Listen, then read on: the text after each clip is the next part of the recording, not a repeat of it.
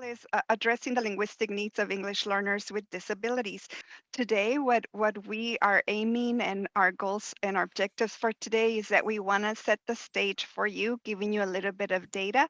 And then we want to go into English language development instruction and how that ties, along with the ELD standards and how you can embed into your goals as you develop the goals for your students in the IEP to make sure that it's linguistically appropriate. And then we're going to talk a little bit about reclassification. I know Brian already mentioned and gave great information, so I'll just give you additional information before we end today. So I'm going to invite Diana to start us off with setting the stage now.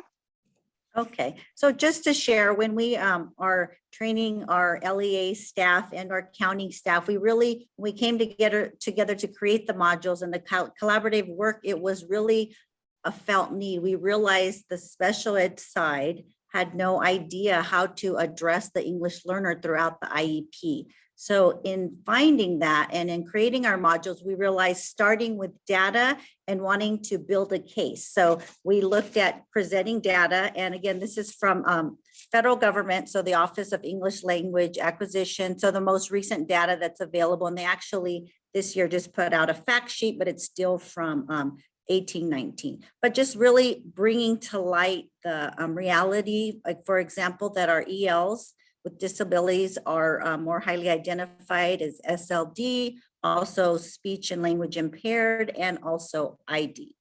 So that's some information that we share out. And then also bringing the awareness in terms of looking at post-school outcomes for our English learners with disability, that they are at a higher rate dropping out and at a lower rate graduating, and also not transferring to regular education at the same rate that our non-English learners with disabilities are. And then also we just really try to build the case. So just highlight some specific data. So if we look at ages 15 to 17, approximately 50% of Latino students are enrolled below grade level for their chronological age, suggesting retention. So again, when we consider post-school outcomes, very detrimental, very alarming.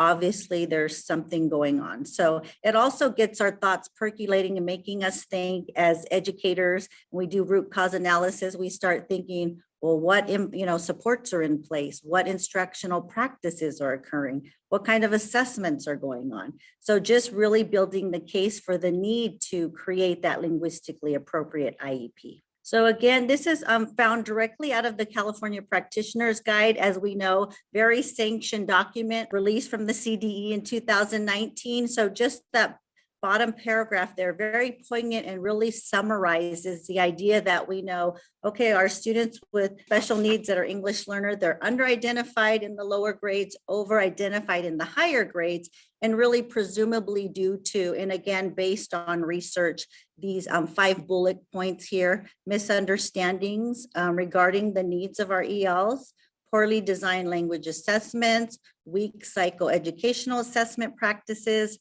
lack of effective reading instruction, districts adopting a wait to fail approach due to lack of trained personnel. And I know a recent study came out that asserts that only 3% of teachers are truly trained to teach English learners with disabilities within California. So that's also very alarming.